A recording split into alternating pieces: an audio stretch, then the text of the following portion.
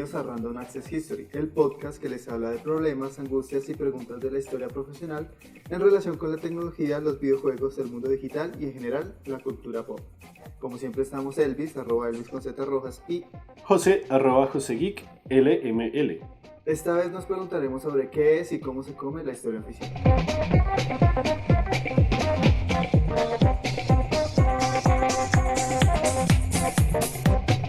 Bueno, ¿de qué vamos a hablar hoy Bueno, entonces? antes que eso, yo quiero hacer un pequeño paréntesis, pues porque recientemente nos contactaron y escribieron mi nombre con Z. Mi nombre es con S, es normal, sino que alguien en otra parte del mundo, en otra latitud, usó el usuario Elvis Rojas, que no sé qué tan probable sea, debe ser muy probable. Sí. Gmail, entonces la única opción que tenía era X o Z, y pues El VIX. Elvis no me sonaba, entonces mi nombre es con S, pero debido a... Es una cuestión de identidad visuales, digital. Sí. Yo en realidad pues no me llamo José Geek, yo me llamo José Nicolás Jaramillo, pero pues la identidad digital lo es todo, ¿no? Entonces, ese es con Z ya, fin del paréntesis. Bueno, ¿de qué vamos a hablar hoy? Volviendo al tema. Bueno, pues vamos a hablar de historia oficial o el oficialismo histórico, que es denominado, que podríamos resumirlo así de manera muy global. Es la historia que hace el Estado Sí. y que busca un objetivo específico. O sea, no es objetiva en un sentido... No. Y es que es difícil decir que la historia es objetiva. Pero yo es que tiene una creería que más intencionalidad que... marcada. Ok, pero Sí. yo creería que más que definir qué es y cómo se come, porque pues seguramente se come con cubiertos o con las manos, es preguntarnos si existe una historia oficial en Colombia. Y esto lo hablamos un poco es porque últimamente se ha estado hablando mucho sobre la historia y la memoria y las instituciones de Colombia, con el nombramiento de Acevedo en el Centro de Memoria, con el nombramiento de este otro sujeto cuyo nombre no quiero acordarme en el Enrique archivo Serrano. en el Archivo Eres un General de la escritor. Nación. Estuvo en mi colegio. Y esta señora también en el Museo Nacional, Nacional, y la sí. otra señora en la Biblioteca Nacional, que son, por así decirlo, las principales instituciones que manejan lo que es historia, memoria y patrimonio de nuestro país. Entonces preguntarnos si existe, si la hay, cuál es, y si no la hay, ¿por qué? ¿Sí? Yo diría que es la historia o no sé, o sea, el gobierno de turno, por ejemplo, digamos Duque, el actual gobierno de Duque, lo que intenta hacer es reescribir una historia o hacer una historia por parte del gobierno Para justificar el presente para de ese justificar gobierno. el presente, ¿sí? Es como un trabajo mandado a hacer. Exacto.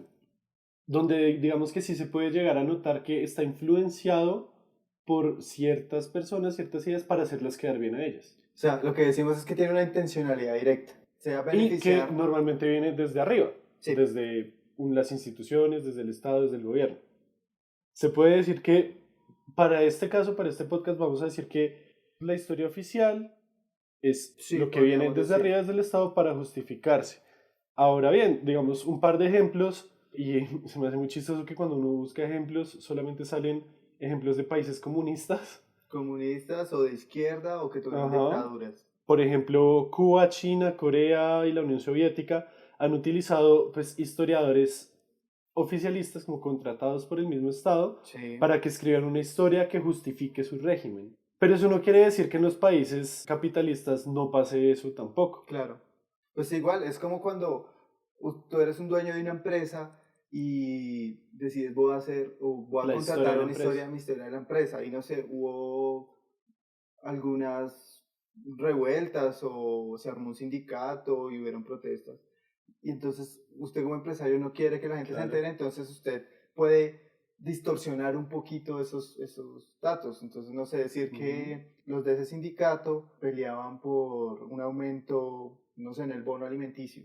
Y usted dice que no, que es que estaba pasando una crisis y la empresa no podía y los trabajadores no entendían. Entonces se puede un poquito distorsionar una versión y que esto va mucho de la mano con lo que hablábamos de usos y abusos de la historia. Exacto, a eso iba. Entonces, mejor dicho, básicamente esa historia es para reforzar una narrativa que en el caso del Estado es la nacionalista, la narrativa del Estado nacional, Y tiene mucho que ver con eso. ¿Sí? Por ejemplo, en Estados Unidos hay una cierta historia oficial que ayuda a reforzar el ideario de Estados Unidos como una nación única, como una nación única y diferente, ¿sí me entiendes? Claro, pues y digamos, súper importante. aquí en Colombia, yo creo que la historia oficial, bueno, una de las historias oficiales, porque también deberíamos si hay historias oficiales dependiendo de cada periodo, ¿no?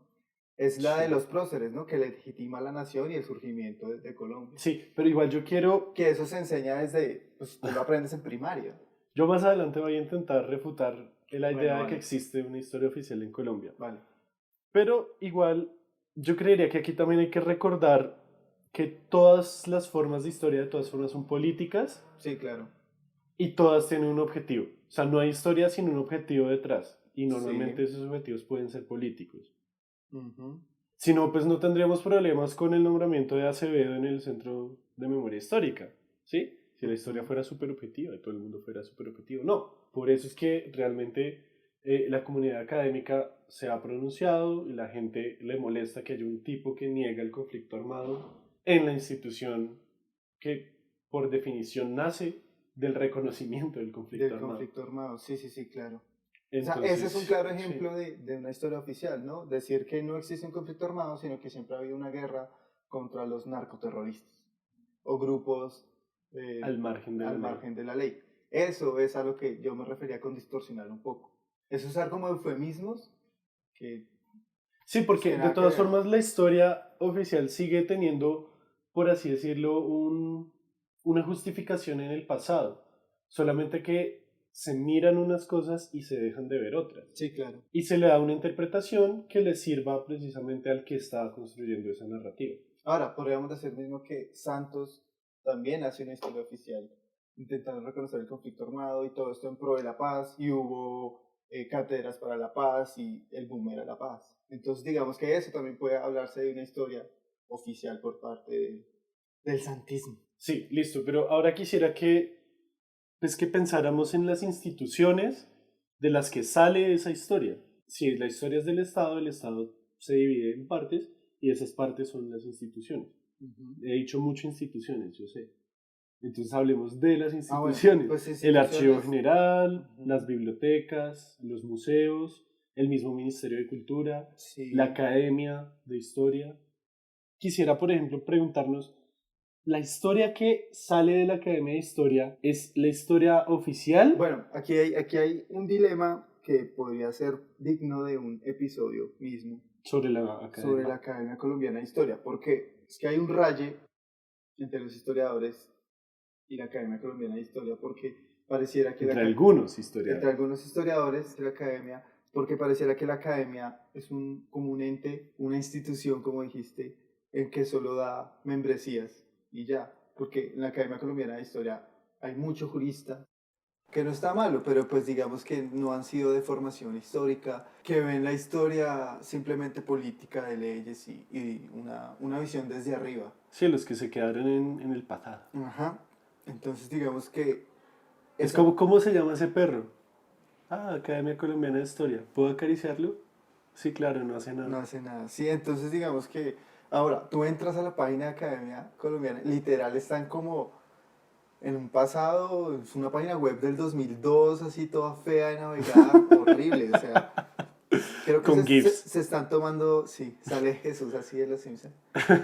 Creo que se están tomando ya muy en serio. Vamos a dejarles el link para la página sí. y nos califican la página de 0 a 5, ¿cuánto le dan? Ahora, también lo que les decía, da distinciones y es muy selectiva en eso, no cualquiera puede entrar y... Sí. Pues no sé, ¿cuál Igual, es el rol fundamental pensemos, de la Academia Colombiana? Digamos que mi argumento para saber si hay o no hay una historia oficial es a cuántas personas le llega y cuántas personas tienen esa historia en cuenta. Entonces, en el caso hipotético de que esa fuera la historia oficial, la que hacen en la Academia Colombiana de Historia, pues igual no importa porque nadie la lee. ¿Qué impacto puede tener eso en una sociedad que, por ejemplo, no tiene clases de historia? Pero hay clases de sociales con historia, pero no tiene una cátedra sobre historia. Pero digamos que, sí, no tiene una gran difusión y las personas no lo pueden conocer. Pero digamos que a partir de la Academia Colombiana de Historia se hacen los textos de Santillana o algo así. O sea, el referente es la Academia Colombiana de Historia. Y si sacan una historia retrógrada atrás que invisibiliza, no sé, las clases populares, entonces digamos que el papel de la academia, así no la lean, así no entran a su página web de mierda, es, el mensaje se llega, o sea, le impacta a, pues, a la gente del Sí, común, pero pero eso, igual, de digamos, es todas solo una formas, versión de la llega, por historia. así decirlo, masticado por una editorial. Ujú. Pero se sigue dando el mismo objetivo y digamos que aquí la Academia Colombiana de Historia va a estar del lado del gobierno de turno.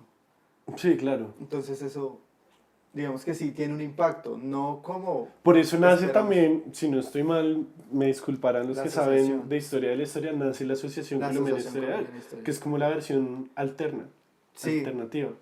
es como la versión soft, light. Soft o light, o pues sí, alterno punk, ¿sí? Los que sí hablan de historia social y económica. Esa es una, pero por ejemplo otra es, ¿qué historia tú que Ah, hiciste el voluntariado bueno, en el del Museo Museo Nacional. Nacional?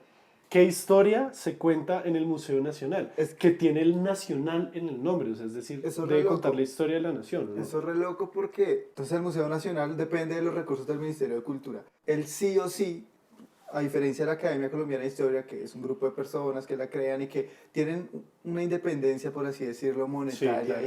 y política, el Museo Nacional no. Y al Museo Nacional sí le toca agachar la cabeza con el gobierno de turno que esté. O sea, ellos no pueden sacar una exposición que a Duque no le guste, Sí, claro, que la directora no le guste. pero la directora la pone Duque. Por eso. Pero digamos que Ahí si a está la el meollo. directora, ajá, esa institución en general sí, sí está a merced de lo que diga En el una buena gobierno. democracia eso no Podría, tendría que ah, preocupar, no, ¿no? O sea, claro, las no. instituciones podrían ser más bien independientes Claro, del pues la libre poder. expresión y eso, ¿no? Sí. Igual, yo siento que el museo no, el objetivo no es ser jurado del gobierno de turno, sino más bien mostrar lo que es Colombia. Obviamente es el Museo Nacional y qué conlleva ser Colombia a pesar de que, no sé, hubo un conflicto armado y todo esto.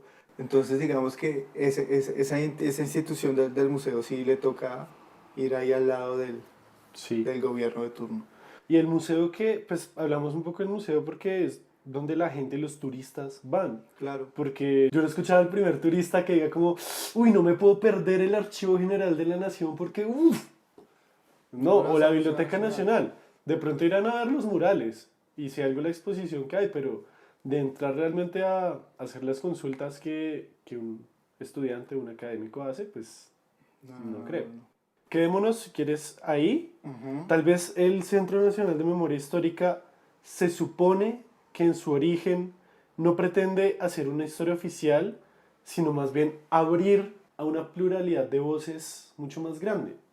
Se supone, toca ver qué va a empezar a hacer en estos años, Sí. porque además se nos viene el Museo de la Memoria. El Centro de Memoria Histórica, a diferencia de la academia y a diferencia del museo, es como una entidad Autónoma, eso sí, autónoma, se supone. sí, y que recibe recursos del Estado, pero nace en una coyuntura de paz. Que es la Ley de Víctimas de Ujú. 2011.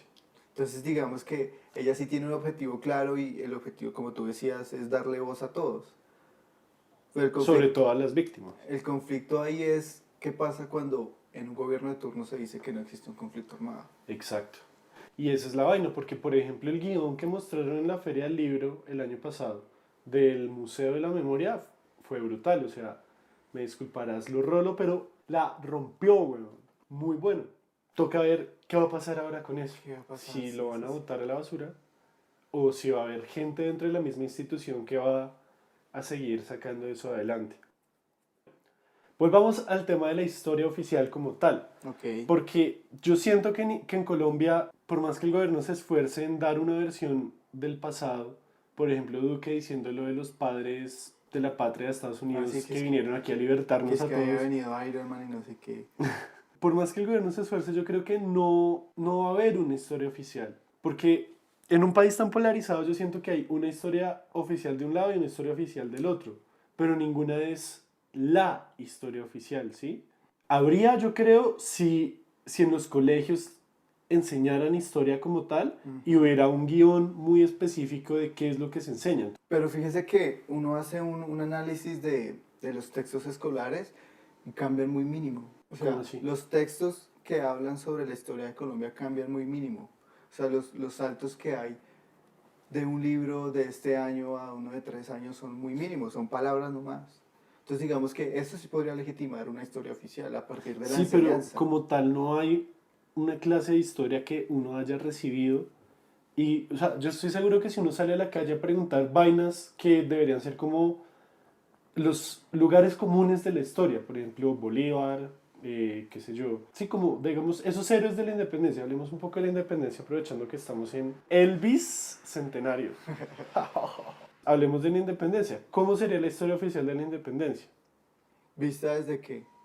Es que yo Si creo que existiera la historia oficial, porque yo tú me dices que no. mantengo en que no A mí me existe la parece historia que oficial de sí hay Colombia. hay una historia oficial en cada gobierno de turno. Porque cada uno intenta legitimarse. Sí, pero no tienen, digamos, la maquinaria para hacer realidad y que todo el mundo se la crea, ¿sí? No es tan orwelliano en el sentido de que todos sabemos qué fue lo que pasó y estamos de acuerdo, ¿sí? O sea, no hay un acuerdo común entre todos de qué fue lo que pasó en el pasado y por qué, sobre todo. Sí, entonces habrá unos que digan que nuestra independencia fue porque rompieron un florero y hasta ahí. Habrá otros que digan, no, nos liberamos del yugo de los españoles. Habrá otros que dicen, no, fue un proyecto político de las élites criollas. Habrá otro que fue como, no, si bien fue un proyecto político de las élites criollas, tuvo mucho apoyo popular porque les prometieron libertad, no sé qué, si sé más. Sí, o sea, no hay un acuerdo común entre lo básico, ¿sí? Y es eso lo que yo siento que le hace falta a esa historia oficial para pegar. Yo estoy hablando de hoy. Tal vez en el pasado sí hubo. Claro, con lo que se le denomina como la historia de hierro, que fueron los primeros historiadores que crearon todos los mitos que conocemos. O sea, lo que estás diciendo es la historia de Colombia de Henao y Arrula de Ah, sí, hace sí, más sí, de sí, sí, 100 sí, años, sí, sí. que fue precisamente la que creó esos Creó mitos todos los mitos y los próceres y los y el volvió como lenguaje, el lenguaje, sí, todo, todo. que hoy en Entonces, día se está desbaratando porque hace mucho que no aprendemos historia. entonces sí hubo una Nuestros historia abuelos tal vez sí oficial. recibieron una historia oficial. Nuestros padres de pronto también, ya se les olvidó. Entonces sí hubo una historia oficial. Yo digo que sí hubo, pero que hoy Ajá. en día no hay forma de tener una historia O sea, oficial. ya es imposible, a menos de que llegara un régimen totalitario, Si lo ponemos en esos términos, sí. Yo estaría de acuerdo con esa como lo afirmación. que intenta Duque. Exacto, para allá vamos. Es que la vaina es que tiene que haber una maquinaria lo suficientemente poderosa, digamos, culturalmente, para que esa historia pegue y todo el mundo crezca así como los caballos mirando solamente hacia una parte de la historia, ¿sí? Paréntesis, totalitarismo, un régimen totalitario es un régimen político en el que el poder es ejercido por una sola persona o un partido de manera autoritaria, impidiendo la intervención de otros y controlando todos los aspectos de la vida del Estado. ¿Qué Por sueño ejemplo, es? el nazi. La vaina es que desde más o menos los 60 para acá empezó a haber una pluralidad de más historias que ampliaban un poco el espectro. Y me voy a echar ahí el poker rap con los libros de historia. Manual de Historia de Colombia de Jaime Jaramillo Uribe. Nueva Historia de Colombia de Tirado Mejía. Esa debe estar en casi todos los hogares colombianos. La Historia Extensa de Colombia, que sale de la Academia Colombiana de Historia. Más recientemente, el clásico que leen en casi todos los colegios también, Una Nación a pesar de sí misma, de David Bushnell. Historia de Colombia, todo lo que hay que saber de varios y varios autores. La historia mínima de Colombia de Jorge Orlando Melo. Historia de Colombia y sus oligarquías de Antonio Caballero. Historia concisa de Colombia de Germán Mejía y el otro tipo ese. Hoy en día hay más para donde escoger. O sea, si usted va a una librería y quiere, deme una historia de Colombia, le muestran una pluralidad de Ujú. libros que, si bien van a tener muchos lugares en común, tienen sus propias perspectivas. Y por eso es que tampoco hay una historia de Colombia, sino hay O muchas. sea que diríamos que solo existe la historia oficial en un régimen, como lo explicamos ahorita, totalitario o en una dictadura. O sea, podríamos decir Yo que, diría, no espera, diría, espera, podríamos decir que en Venezuela hay una historia oficial, no sé por qué no he ido a mirar pero cómo es que digamos que, enseñan allá. supongamos, suponiendo, ¿no? Yo no lo pondría tanto en términos de régimen totalitario, Ajá, sino en un estado que tenga las herramientas suficientes para poder construir una narrativa común. pero, Estados Unidos, ujú, a vuelvo a mi ver, ejemplo de Estados Unidos. Allá uno ve en las series, uno ve en las películas que siempre hablan de unos temas muy particulares. Siempre se habla de esos próceres de la patria, Washington, Lincoln, el mismo Benjamin Franklin, como que tienen unos personajes, saben muy bien dónde ubicarlos, saben muy bien qué hicieron, se saben, por ejemplo, su historia constitucional, la primera, segunda, tercera enmienda. Todo eso como que uno en lo que ve de ellos, y cuando tú hablas con alguien que vive en Estados Unidos o que se ganó su ciudadanía, su residencia, su lo que sea, tienen muy clara esa historia, ¿sí? Tienen una narrativa común. Ahora bien, que la academia tenga otras vainas, otras vertientes más amplias y eso es otro asunto. Pero digamos que la población están de acuerdo en lo que pasó, porque les enseñan en el colegio y es una historia muy nacionalista, muy de, oh, la grandeza de Estados Unidos y eso. Aquí no. A eso es a lo que voy, no tanto el totalitarismo, sino te entiendo. Sí, como las herramientas, la mecánica cultural para poder producir eso y La poder, por coerción. ejemplo, sí. Ok, te entiendo. México tal vez tiene algo Lo muy tiene similar fuerte, sí, claro. y tiene unos símbolos patrios muy claros. Aquí pues Simón Bolívar, ay, pero es que Simón Bolívar era venezolano, Santander, ay no, pero es que Santander era no sé qué, bueno, hijo de puta. Núñez y Caro, ay, pero es que esos godos de mierda, ¿sí? Como que no hay esos símbolos, no hay eso.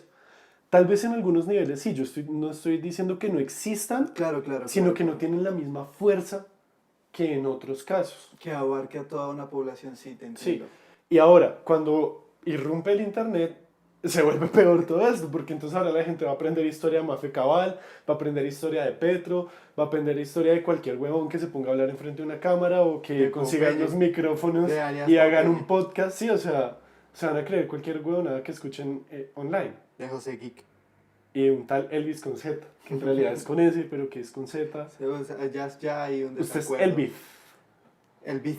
El perdido. El vicio. Entonces, sí. Entonces, ya para ir cerrando esta parte, responde sí, no o Fajardo. ¿Hay o no hay una historia oficial en Colombia? Yo diría que Fajardo. Yo diría que no hay. Hubo. Hubo. Sí, estamos de acuerdo en que hubo. Hubo cuando en serio la única forma de historia. Pero digamos que popular eso era... sentó las bases, ¿no? Sí, exacto. O sea, yo sí siento que hay ciertos clichés Sí. que están presentes, ciertas fechas también, pues las de conmemoraciones, y no las sabemos es porque no tenemos que trabajar ese día. Bueno, tenemos que trabajar o ir a la universidad o al colegio ese día, y es por eso que no las sabemos.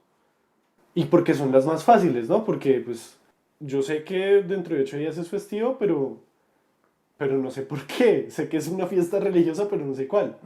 Tengo que entrar al calendario. En cambio, yo sí más o menos sé que el 20 de julio y el 7 de agosto son los festivos porque algo pasó. Yo digo que hubo, que hoy en día no hay porque no hay como las herramientas suficientes para tenerla. Y tú dices que Fajardo. Sí, yo diría que Fajardo. A mí me parece que esta historia oficial la hubo fuerte, como tú lo dices, pero que ha ido cambiando y en que cada periodo de 4 años se dice un discurso totalmente diferente. Que sí le llega a las personas, no de manera tan amplia y tan impactante, pero que sí cada 4 años se va cambiando. Y más ahorita en los últimos, con el cambio radical de Uribe. Pero cambio radical no era de Vargas Lleras. Un cambio radical entre Uribe y la seguridad democrática, luego la paz de Santos y ahorita... La ilegalidad de Duque. La ilegalidad. Sí, porque el man no deja de hablar de ilegalidad. Entonces yo diría que sí, pues puede estar, eso es una historia oficial que cambia en las personas o en la educación primaria, ¿no? Porque tampoco vemos historia en bachillerato. Y son muy pocos los colegios que tienen una carrera de historia como tal. Sí, voy a leer un tuit de Marixa Lazo, una profesora de aquí, que me hizo pensar mucho sobre este asunto de la historia y de cómo se relaciona la historia con la política. Ella dice, la historia importa.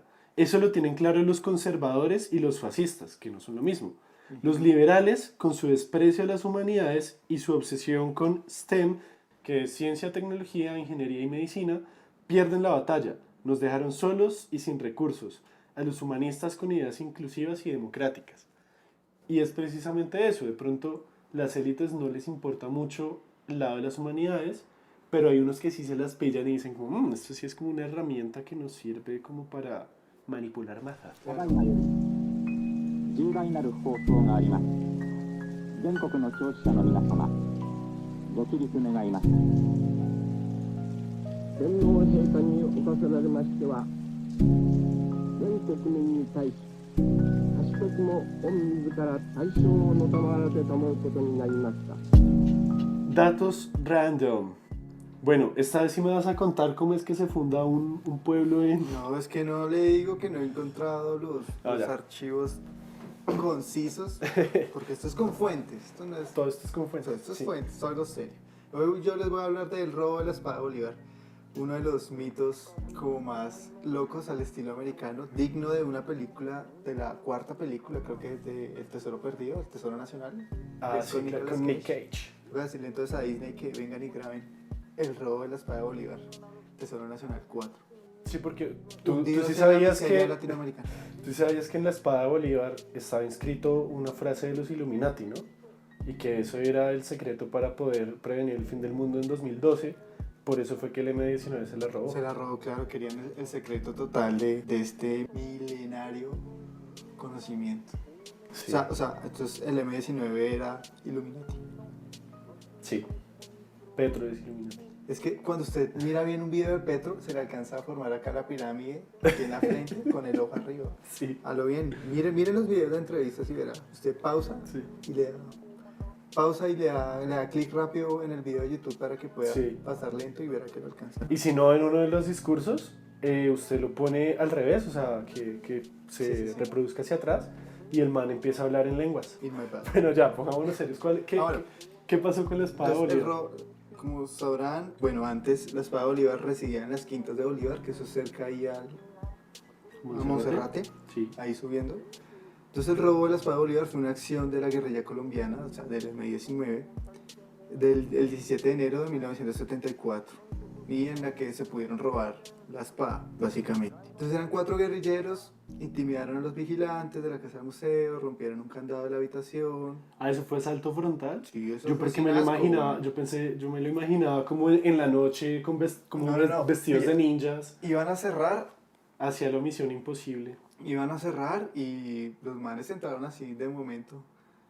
Y pum, rompieron eso, entonces entraron a la habitación de Manuelita Sáenz, que como sabrán era la amante de Simoncho. De Simoncho. Y encontraron guardada la espada. Entonces uno de los guerrilleros que se llamaba Farid rompe la urna donde estaba la espada y la toma en sus manos y se van, mejor dicho. Ahí me parece algo interesante y es que ellos habían mandado unos mensajes como en el tiempo, sacaban como publicidad del M-19 que decía parásitos, gusanos, falta de memoria, inactividad, ya viene el M-19. Y eso me da risa porque hay un capítulo de Los Simpsons que sale como Gabo, Gabo, Gabo, y todo el mundo queda así consternado. ¿Sí se acuerdan? No. Gabo, el títere que desplaza a Costre, que todo el mundo se pregunta. Gabo. Mandaban eso y claro, rayaron así en la pared, como en la película de la estrategia del caracol, tiene su cabeza pintada, pero como el M-19, no sé qué. Aquí hay 2 historias, pero bueno, les sigo contando. Entonces, fue sacada de Colombia, la llevaron a Cuba en 1980, el mismo año en que el grupo guerrillero recibió la toma de la embajada de República Dominicana. Ajá. En 1986 se creó la Orden de los Guardianes de la Espada para aquellas personas que simpatizaban con el M-19. Esto no sé si es del todo cierto, es uno de los mitos de este robo, y en el que se incluía al líder cubano Fidel Castro, el líder panamelo Omar Torrijos y las madres de la Plaza de Mayo de Argentina. Mejor dicho, todo el Aquí, combo. aquí hay dos vertientes de la historia muy Sí. interesantes y que cae de perlas con la historia oficial, porque la historia oficial Sí, ¿qué dice la que historia parte de oficial? de la entidad dice que se quedó ahí en Cuba hasta que se firmó la Constitución del 91 y pudo ir Antonio Navarro Wolf, el candidato ahorita a la alcaldía, el que Navarro. hablaba fefo. Fue y la trajo y se la entregó al Estado colombiano y ahorita está guardada en el Banco de la República. En una Y ya no bóveda. le exhiben ni por el putazo. No, pues marica. Sí, ahí está la película de Nick Cage, bueno, o sea, el man Sí, el man. debe viajar como en el Y- tiempo alguna marica y tiene que entrar a las bóvedas del Banco Y de él la abre la República. bóveda y no está. Y sale Navarro detrás y lo apuñala con las Lo apuñalas, nadie puede saber. Y luego muestran y está la tumba de Chávez así. La está apoyando. Y se agacha como en el Código Da Vinci, en la tumba así. Al final, cuando todo... Deberíamos hacer unas películas sobre unos episodios sobre Nick películas. Cage y sobre el Código Da El Vinci. Código Da Vinci, toda esta vaina de Dave Brown y Ángeles y Demonios. Bueno, sí, en fin. Pero yo me voy a Volviendo leer al eso. tema. Entonces hay 2 versiones. Esa, la oficial. Entonces Sí. cuando ya se redacta la Constitución del 91, Navarro Wolf la entrega y todo bien, como hágale que las paces, que ya somos amiguis. Pero hay otra versión y que está respaldada por por este man Popeye, alias Popeye, Sí. y por otros exguerrilleros que dicen como que después de que el M-19 se la robó y tal, se la entregó nada más y nada menos que al patrón de patrones, A Pablito a Escobar. Pablo Emilio Escobar Gaviria. Porque como sabrás, pues tuvieron Sí. relaciones y fueron amigos, en fin, que se la regalaron a él, y Pablo se la regalaron antes de que mataran al ministro de la Bonilla y de que sucediera la toma del Palacio de Justicia. Entonces, Ok. ya cuando Pablo se la entrega al gobierno, cuando él se entrega a la cárcel, Ujú, de... a la catedral. A la catedral. Ahí las entrega en modo de paz de que se habían entregado. Pero, o sea, en ambas versiones, en este momento la espada estaba en el Banco O de la sea, sí, República. la espada reside en el banco. Solamente que no sabemos cómo llegó ahí. ¿Cómo llegó allá? Si O sea, llegó ¿cómo pasó de por Cuba? Navarro.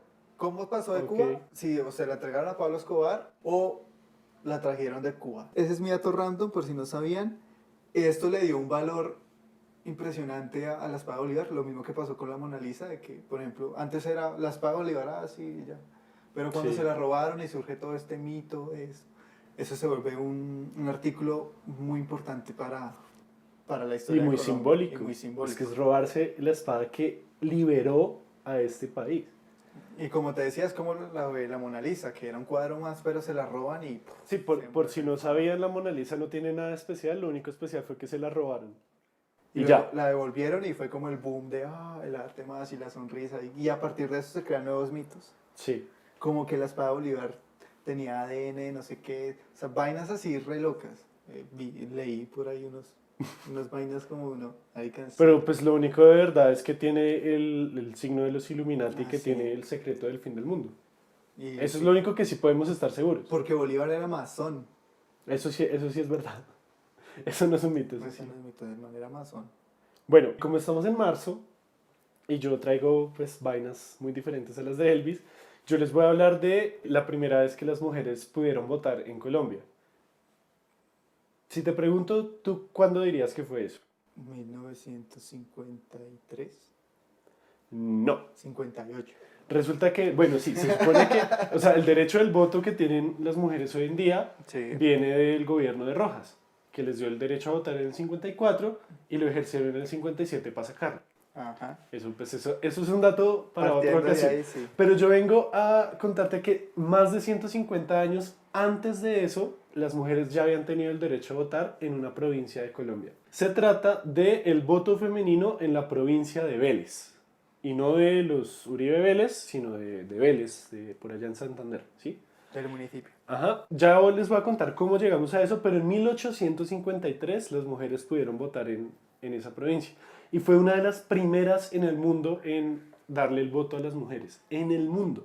Por esas fechas solamente habían podido votar las mujeres en Estados Unidos, en Kansas, en 1838. Pero no todas las mujeres. Ah, no sé si todas, pero supongo que las blancas. Blancas y que estén casadas, mayores de Sí, tantos con años. ciertos requisitos. Pero digamos que en general las mujeres habían podido votar en Kansas en 1838, en Wyoming en 1869, en Europa habían podido votar en Austria y en Alemania en 1848 y en Suecia en 1866. Entonces, este dato del 53 en Colombia es como bastante progresista para el momento. Bueno, ¿y por qué? Resulta que para esas fechas tuvimos unas constituciones muy liberales, una cada vez más liberal que la otra, y la constitución de 1853, que no era 100% federal, como saben, Colombia estuvo para un lado y para el otro, federalismo, centralismo, federalismo. Lo centralismo. denominado patria boba. No, pero eso es otro tema. Eso fue mucho antes. Pero el caso es que estábamos en una constitución algo federal y lo importante sería que esa constitución tenía un artículo que dejaba que las provincias hicieran sus propias constituciones para poder organizar y administrar el interior de cada provincia. Esto hizo que salieran muchísimas, pero un huevo de constituciones entre 1853 y 1854. Más de 70 constituciones tuvo el país en ese momento. Pero bueno, esas duraron más o menos 2 años solamente y fue algo que llamaron fiebre constitucional. Entonces en Vélez Resulta que la provincia de Vélez ocupaba pues, lo que conocemos como Vélez, Santander hoy, y un pedazo de Boyacá. Tenía más o menos 109.000 habitantes, como pues, considerable para el momento. Y la constitución de Vélez fue discutida por 25 diputados y salió el 11 de noviembre de 1853. Y es muy parecida a las demás de esa época. Entonces, el pueblo como autoridad y soberano, el poder ejecutivo, legislativo, bla, bla, bla, bla, bla, bla, bla, bla, bla. Eso sí era muy liberal en todo. Entonces, educación gratuita, un solo impuesto directo a la riqueza, etc. Pero lo bacano es que el artículo 7 dice: son electores todos los habitantes de la provincia casados o mayores de 21 años, y cada uno de ellos tiene derecho para sufragar por el número total de diputados de que compone la legislatura. Entonces, pues eso básicamente ahí ya dice que toda la gente mayor de 21 años o casada puede votar. No se refiere si es blanco o no, nada. No, no dice nada de eso. Y además pedía el mismo artículo más adelante que se separaran, que se hiciera la separación de vida de hombres y mujeres y que se señalara cuáles de ellos y ellas sabían leer y escribir para poder escoger al azar y en igual proporción de sexos el número necesario de jurados. Es decir, le daba el derecho al voto a las mujeres mayores de 21 años o que estuvieran casadas y que supieran leer y escribir, por supuesto. Obviamente hubo gente que no estaba de acuerdo. Sí. El mismo gobernador de la provincia mandó unas cartas al Congreso, creo, quejándose como, no, ¿qué es este disparate? Eso es anticonstitucional, no sé qué. Pero también hubo gente que había de acuerdo. Por ejemplo, en Bogotá, un periódico que se llamaba El Constitucional señalaba que, pues esto es medio cita parafraseando, es: a las mujeres desde niñas se les educa para ser las esclavas del hombre y su condición era similar a la del animal doméstico, decía el periódico. Pero más adelante decía como: corregir esta situación es un acto de justicia y restitución de la libertad, y que para eso se lograba dándoles el derecho a sufragar. Ahora bien, estaban el derecho, la vaina es que no sabemos, no tenemos ni puta idea si lograron ejercerlo o no. O sea, no hay un registro de... No hay un registro, o sea, notarial. Hay dos versiones. Una versión dice que sí lograron votar porque algunos periódicos criticaron el hecho de que votaran. Que básicamente ellas no eran capaces, que eran brutas, que no sé qué. Obviamente hoy sabemos que nada de eso es verdad. Pero los medios de la época las criticaron. Esa es la versión que dice que sí lograron votar. Otra versión dice que no lograron votar porque ellas mismas no quisieron votar. Pues bueno, ahí realmente no sabemos cómo. La verdad es que en el periodo que estuvo activo eso, porque en el 55 ya se abolieron esas constituciones, en el periodo hubieran tenido 3 oportunidades para votar, porque hubo 3 votaciones en esos años. Ahí está el dato random, el derecho al voto femenino, pues, o sea, en realidad es el voto universal, pero pues lo que resalta de la historia es que las mujeres pudieron votar en 1853. Y es que en el resto de América Latina fue hasta el siglo XX, ya 30, 40, 50. En Colombia fue en el 54 ya definitivamente. Entonces pues ahí está el dato random. Muchas gracias por escuchar Random Access History. Recuerden que estamos en Spotify, iTunes, Google Podcast, YouTube y todas las aplicaciones de podcast que ustedes utilicen. Estamos en SoundCloud y ahí encontrarán nuestros episodios más recientes. Solamente los episodios más recientes. Especial agradecimiento a Sergio Tobar por la musicalización. De nuevo, gracias y se despiden como siempre. Quien les habla, Elvis Rojas, @Elvis con Z Rojas. Y José Nicolás Jaramillo, @JoseGeekLML en todas las plataformas.